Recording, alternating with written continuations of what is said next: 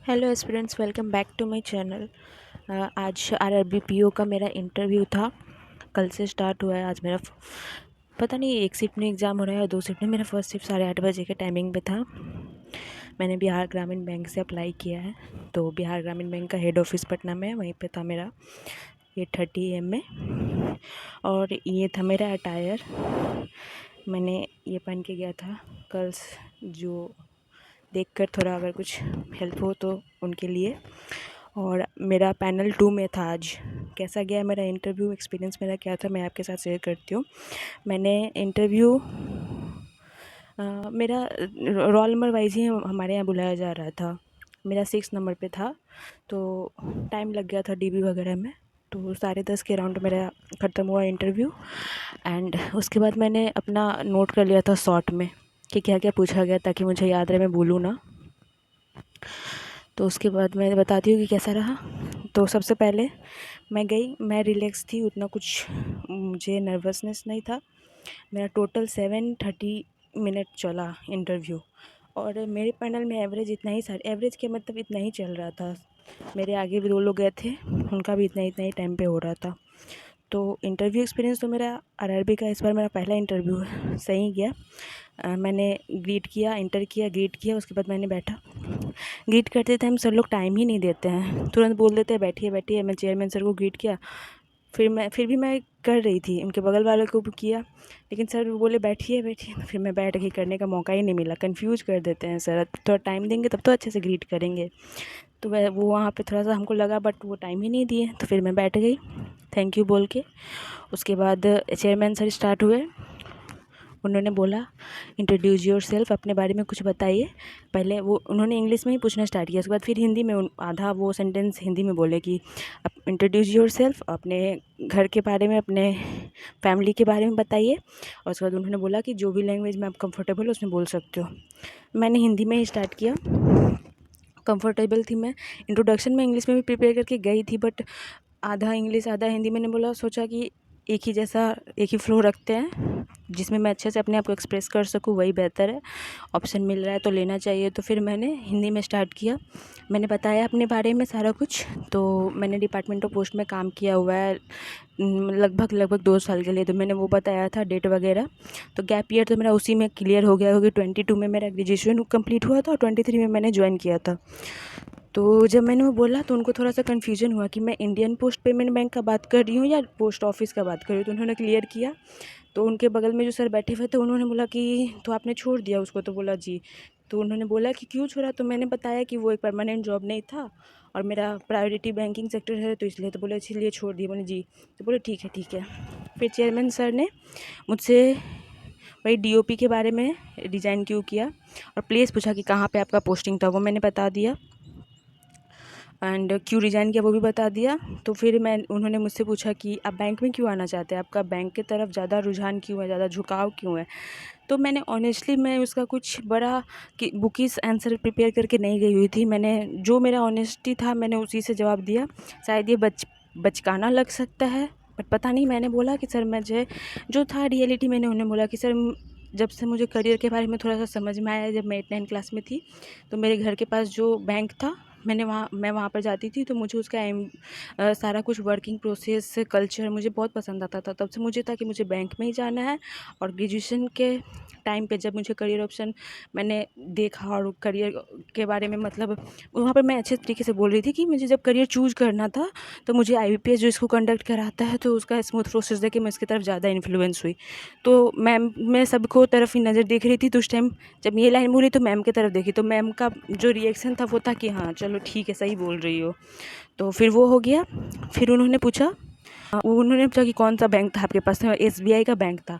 तो उन्होंने पूछा उसका कौन सा ऐप है? तो मैंने बता दिया योनो एसबीआई। तो बोला आप यूज करते हो? तो मैंने बोला नहीं, मैं नहीं करती हूँ। तो उन्होंने बोला आपका अकाउंट है उसमें? तो मैंने बोला हाँ। तो फिर चेयरमैन सर और कुछ इसमें डीपली नहीं पूछे, फिर उन्होंने बगल वाले सर को पास किया।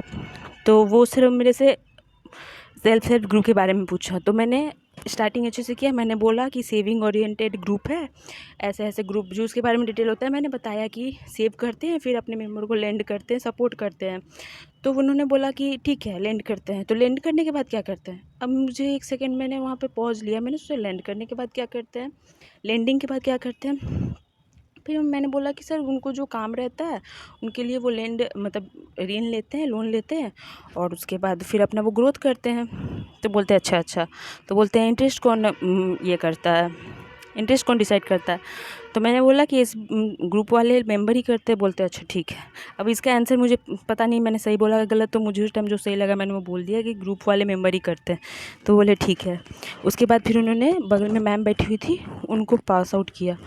तो मुझे ये याद नहीं है कि लखपति दीदी वाला कौन सा टॉपिक से उठा है, बट ये नाम मैंने ही लिया था क्योंकि मुझे मेरे माइंड में ये सेट था कि मुझे जो आता है वो चीज़ को मुझे वो इंटरव्यू प्रोसेस में डालना है ताकि सर मुझसे वही क्वेश्चन पूछे। तो डिपार्टमेंट में पोस्ट के बारे में बताने का मेरा मकसद भी यही था कि वो ज़्यादा मेरे ग्रेजुएशन के साइड में ना जाए और वो मेरे से डीओपी के बारे में पूछे क्योंकि बैंक और डीओपी लगभग थोड़ा बहुत सेम काम करता है डीओपी बैंक की तरह, तो मेरा काम हो। तो मैंने कहीं पे तो लखपति दीदी का नाम लिया था, शायद सेल्फ हेल्प के बाद ही कुछ में तो मैंने नाम लिया। तो मैम ने पूछा कि लखपति दीदी स्कीम क्या है, तो मैंने उसके बारे में बता दिया कि गवर्नमेंट का एम क्या है और कैसे काम करती है। तो उन्होंने बोला ठीक है। फिर मैम ने ही मुझसे पूछा ये क्वेश्चन में ही मैंने सिर्फ सॉरी बोला, बाकी लगभग मैंने सारा बता ही दिया था। उन्होंने पूछा आरआरबी को कौन रेगुलेट करता है, तो मैंने बोला नाबार्ड करता है। बोला और कौन करता है, तो मैंने बोला आरबीआई करता है। तो उन्होंने बोला और कौन करता है, तो फिर मैंने और तो कोई नहीं करता। फिर मैंने शेयर का बता दिया कि government of India, state bank, sponsor bank. फिर भी वो मैम पूछ रही है कि और कौन करता है। अब इससे ज़्यादा तो मुझे नहीं पता था। अब करता तो कोई नहीं है बट लेकिन उस टाइम मैंने बोला कि शायद हो सकता है कुछ हो, तो मैंने बोला मैम और मुझे नहीं पता, इतना ही पता है। तो बोलिए अच्छा ठीक है। फिर मैम ने पूछा कि विलेज में डिजिटल लिटरेसी आप कैसे बढ़ा सकते हैं, तो मैंने उसका जवाब दिया कैंपेन वगैरह करके, door to door banking, customer service improve करके, ऐसा मैंने जवाब दिया। तो बोली ठीक है। उसके बाद फिर वो सर को पास आउट की। चेयरमैन के लेफ़्ट साइड में, चेयरमैन सर के लेफ़्ट साइड में जो बैठे हुए थे वो मुझे, उनका था ना कि अच्छा ठीक है चलो अब हम तुमसे पूछते देखते हैं कैसा जवाब देते। तो वैसा वाला एटीट्यूड जो सर कह रहा था ना, उस टाइप वाले सर थे। उन्होंने मुझसे ग्रेजुएशन केमिस्ट्री मैंने किया हुआ है तो उससे रिलेटेड उन्होंने पूछा आयरन जो है वाटर के साथ रिएक्ट करके जंग लग जाता है उस पर, तो वो रिएक्शन क्या होता है। तो मैंने बताया कोरोजन होता है, रस्टिंग ऑफ आयरन होता है। तो मैंने डिटेल में उसको बता दिया कि मॉइस्चर वाटर रिएक्शन होता है तो रस्ट फॉर्म करता है। उसका फार्मूला भी मैंने एक्स्ट्रा ही बोल दिया, फार्मूला भी। तो बोले ठीक है। फिर उनका एक्सप्रेशन था कि अच्छा रुक मैं फिर तुमसे पूछता। उस टाइप वाला मेरे को लग रहा था, पता नहीं बट वैसा ही लग रहा था।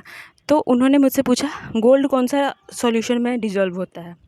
अब बाय चांस मैंने कल या परसों ही जब मैं अपना ग्रेजुएशन वाला थोड़ा कुछ प्रिपेयर कर रही थी तो इसके बारे में पढ़ा। मैं उसको स्किप कर रही थी बट मैंने ऊपर से पढ़ लिया था।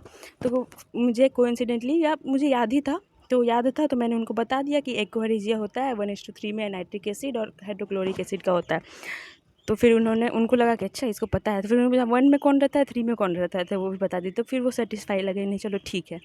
तो वो हो गया। फिर उन्होंने पास आउट किया एकदम कॉर्नर में जो सर बैठे हुए थे उनको, उन्होंने भी केमिस्ट्री से ही स्टार्ट किया। उन्होंने पूछा 2025 में केमिस्ट्री में जो नोबेल प्राइज़ मिला है वो किनको मिला है और वो कहाँ से बिलोंग करते थे वो बताइए। तो मैंने कल पढ़ा था इसके बारे में, नोबेल प्राइज़ का पढ़ा था। नाम उन लोग का फॉरेनर का तो जानती हो कैसा रहता है, तो थोड़ा याद करने में प्रॉब्लम होता है। तो मैंने 2 सेकंड में सर को बोला सर मैं 1 सेकंड सोच सकती हूँ, तो उन्होंने बोला हाँ ठीक है सोचिए। तो मैंने फिर नाम याद किया अच्छे से कि क्या था, क्योंकि उतना सा होता है। तो मैंने फिर 3 नाम थे तो मैंने तीनों का नाम बताया, प्लेस भी बता दिया।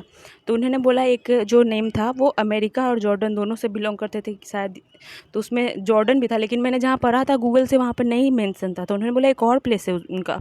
तो बोले सर मुझे नहीं जानकारी है, तो उन्होंने बोला जॉर्डन है। तो बोले ओके सर। तो फिर उन्होंने मेरे से पूछा टाइप्स ऑफ डिपॉजिट कितने होते हैं, तो डिमांड और टर्म मैंने बता दिया, अकाउंट कौन से ओपन होते हैं वो बता दिया। फिर उन्होंने सिचुएशनल में पूछा कि आपसे अगर किसी का डिमांड डिपॉजिट है, डिमांड डिपॉजिट अकाउंट है और वो आपसे पैसा लेने के लिए आएगा तो आप दे दोगे। तो मैंने बोला जी सर। तो बोलते हैं ऐसे ही तो दे दोगे। तो मैंने बोला जी सर उनका सेविंग्स है तो डिपॉजिट है तो मैं तो दे ही सकती हूँ। तो उन्होंने बोला मान लीजिए आप मैनेजर हैं और आप उसके पास आए आपकी हमको पैसा चाहिए, मेरा यहाँ पे अकाउंट है, तो आप दे दोगे। अब उनको जानना था प्रोसेस क्या होता है। अब वो इस तरीके से पूछ रहे तो इसका हाँ या ना ही में जवाब होगा। मांगोगे तो दे दोगे, तो हाँ मांगेगा तो दे ही देंगे। तो मैंने यही बोला, तो वो बार बार फोर्स कैसे दे दोगे। तो जब उन्होंने ये बोला ना कि ऐसे ही दे दोगे, तब मैंने बोला कि जी नहीं सर, उनके लिए उसके लिए फॉर्म फिलअप करवाएंगे, उसके बाद देंगे। तो बोले हाँ यही ना, अगर आप है आपके पास कोई आया तो ऐसे ही थोड़ी दे देंगे, चेक है और कोई पेपर है उसको फॉर्म फिल कराएंगे तो ना उनको देंगे। तो बोले कि जी जी जी सर, यस सर। तो उन्होंने बोला ठीक है। उसके बाद उन्होंने चेयरमैन सर ने लास्ट में हो गया था, सारे सर ने पूछ लिया था, चेयरमैन सर ने मेरे से पूछा कि रिंकू सिंह से आप क्या समझते हो। मेरी मदर का नाम रिंकू सिंह है। तो उन्होंने डायरेक्ट पूछा रिंकू सिंह से आप क्या समझते हो। मैंने नैनो सेकेंड का पॉज लिया। अब मुझे वहाँ पे ये मैं सोच रही थी उस टाइम पे कि सर ये क्वेश्चन पूछे, अब इसमें हम उस नेम का मीनिंग बताएं या फिर हम क्या बोले। तो मेरे पास एकदम क्लिक किया कि मीनिंग नहीं, अब वो जब पूछ रहे क्या समझते तो फिर जो है सो है। मैंने बोला कि जी ये मेरी माता जी का नाम है। तो उन्होंने एक बड़ा सा स्माइल दिया और बहुत खुशी वाला फेस दिखाया कि गॉट इट, मतलब यही था आंसर। मतलब उनको लगा कि नहीं वो यही आंसर सुनना चाह रहे थे।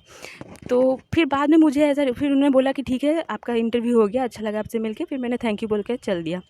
तो ये जो लास्ट वाला क्वेश्चन था ना, वो मेरे को लगा, मैंने कहीं तो सुना था कि ऐसा ऐसा क्वेश्चन ना साइकोलॉजी चेक करने के लिए देखा पूछा जाता है कि आपका पहला रिस्पॉन्स क्या है।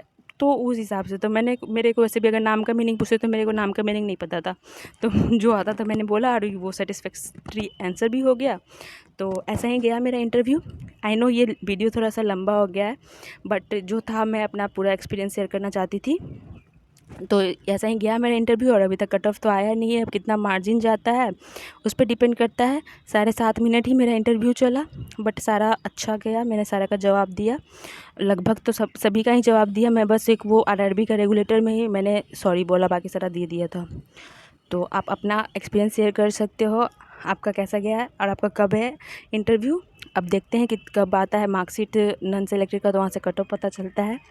फिर मिलते हैं अगले वीडियो में, तब तक के लिए टाटा, टेक केयर, बाय बाय।